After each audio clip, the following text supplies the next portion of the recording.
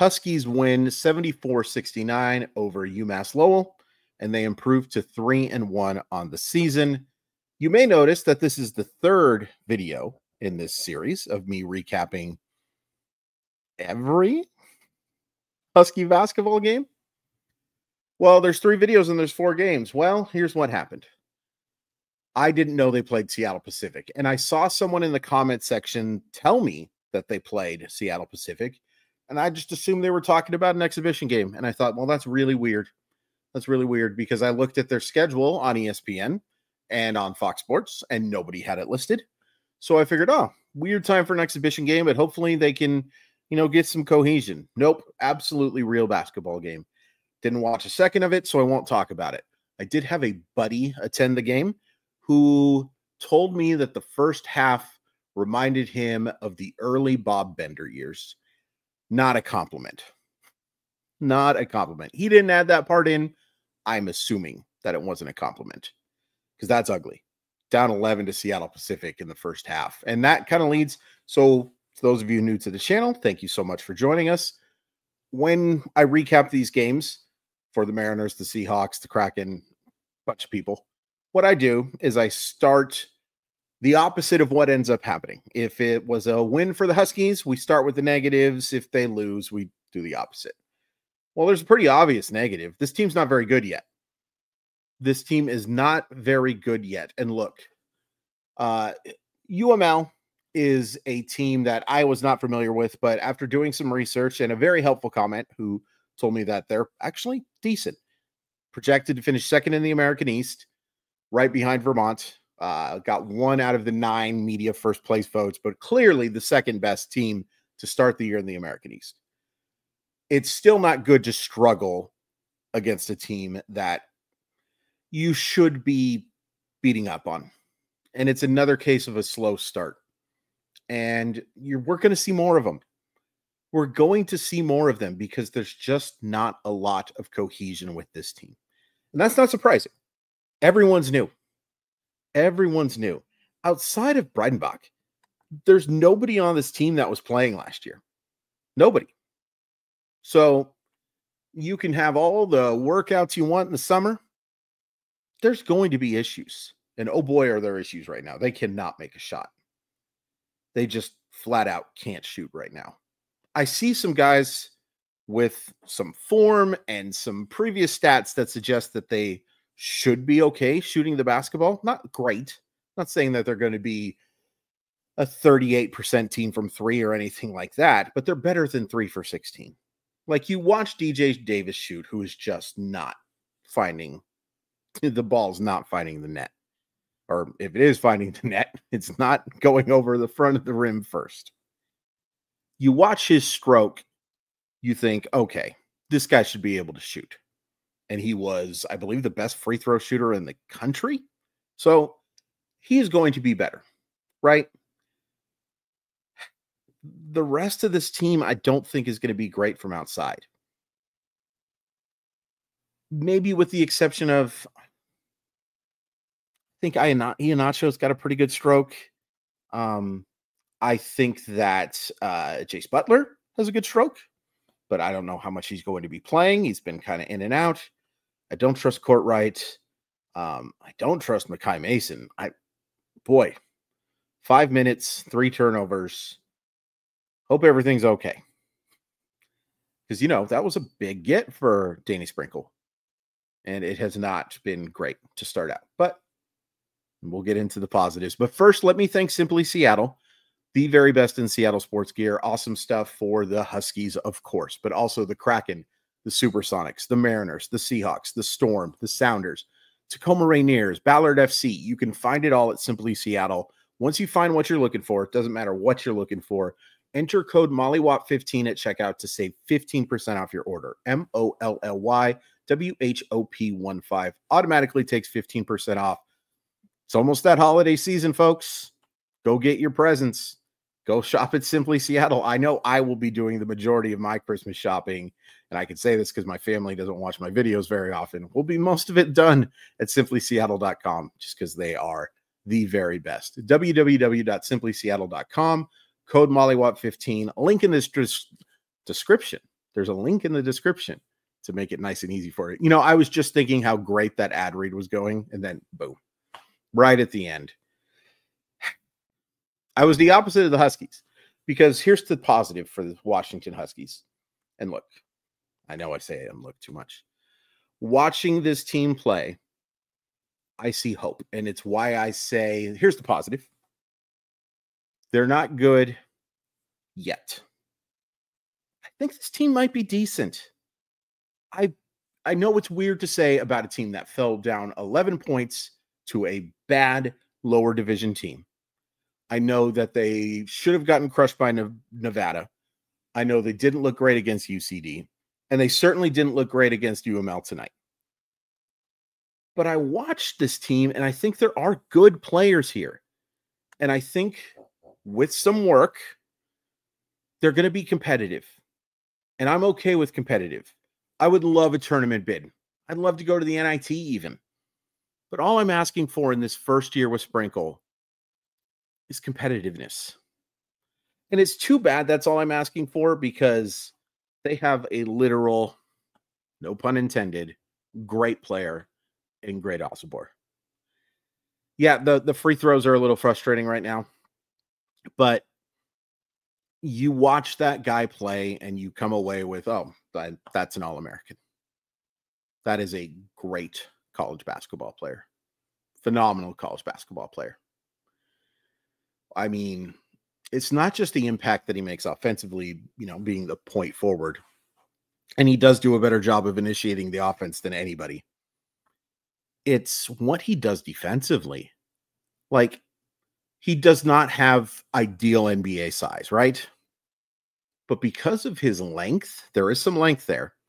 And because of his timing, he's not only a good shot blocker, he's an outstanding ball swiper. Like, man, I can't help but wonder how he would look. And I know people will get upset about this. The best version of Mike Hopkins' zone, I can't help but think what he could do in that, because there's a little bit of Thibault to him. Now, he's a much more skilled player than Thibault, all due respect. He's not going to get drafted as high as Thibault because what he does. But in terms of just pure basketball skill, I think Osobor's a better player. In fact, I think Osobor is one of the best, knows how early this is, certainly one of the most skilled Husky basketball players that I've seen. I've grown smitten. And look, I grew a little smitten too, just watching tape of him at Utah State, looking forward to this upcoming season. He's phenomenal. He is just a phenomenal basketball player, and the type of guy who can win you games on his own.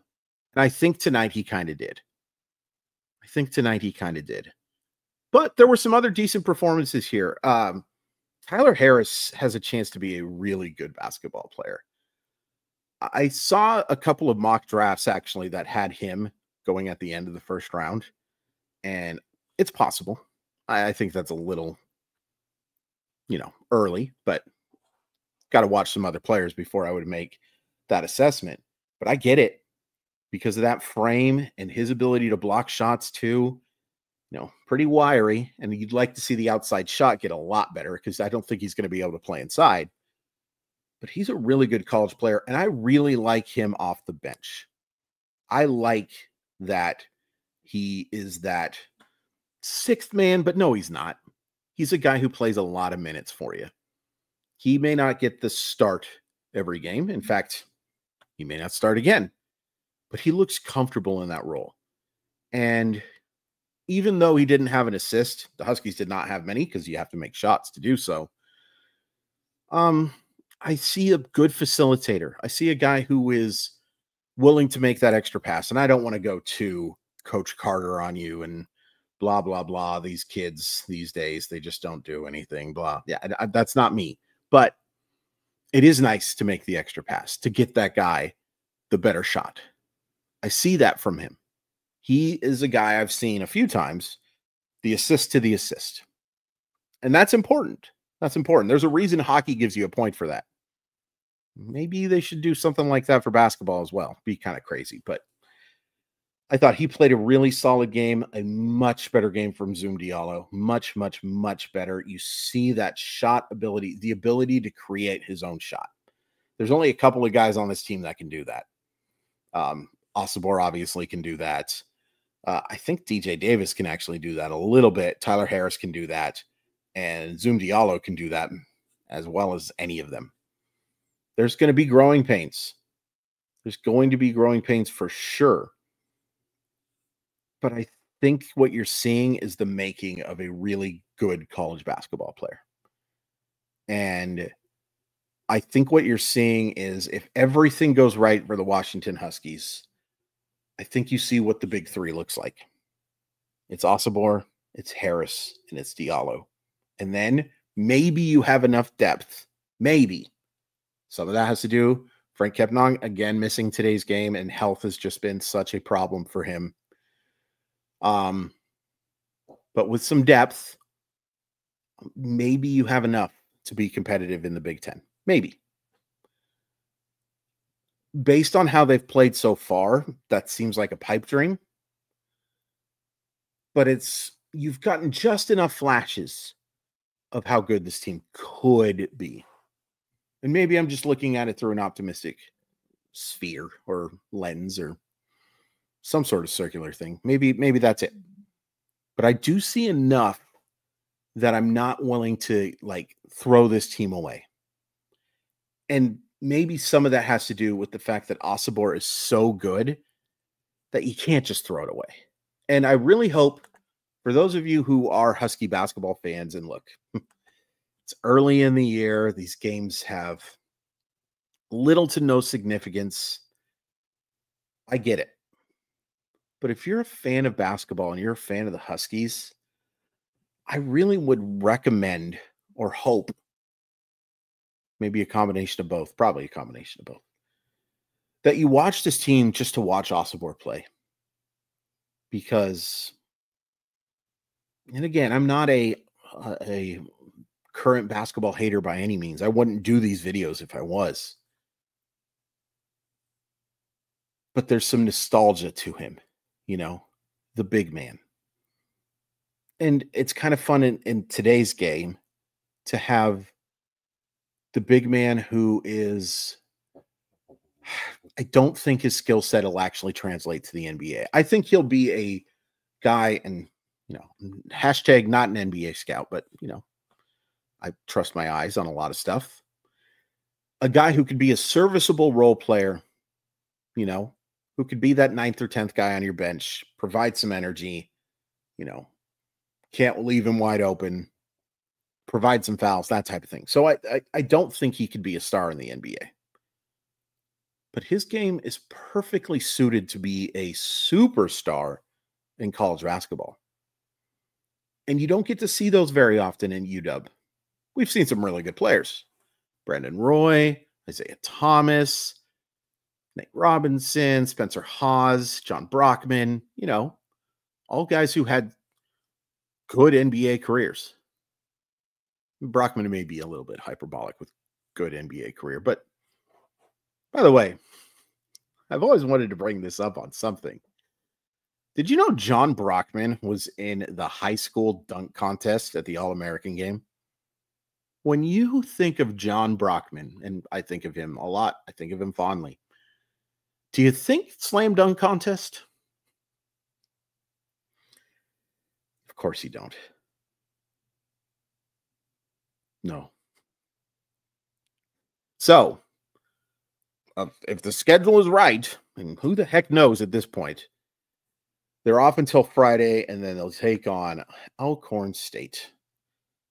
R.I.P. Steve McNair, the alumni. It does not look like Alcorn State is very good. So here's hoping this is a chance for them to actually blow somebody out. Be nice. Because I'm not going to lie to you, squeaking by UMass Lowell and UC Davis and a 15-point win against Seattle Pacific that I didn't watch, but they were down 11 at halftime in that game. Isn't a whole lot of fun. And let's be honest here. If UMass Lowell can make some threes or their free throws, the Huskies lose. They went 2 for 16 from three and had some good looks. Should have mentioned that in the negative. One of the things they're really struggling with is defending the three right now. Too many open looks. Hands not getting up in time. Maybe that's strategic. I don't know. I doubt it. But there's a few too many open looks from there. Thankfully, they haven't taken advantage of it. Seattle Pacific apparently did in the first half a little bit. And they have some guys who can make the three. But teams that you should be, if you are competing for a postseason tournament spot, these are games you should be winning handily. But they're not. Alcorn State, a good chance to do that. Please hit like, please hit subscribe. Really appreciate the support. Back with a bunch of stuff coming up. Would love to get to 1,800 by the end of the month. We're at like 1,775 or something like that. So if you could help me reach that goal, that would be great. I love you all. Go Dogs, but they got to play better. But Great Osobor, really good.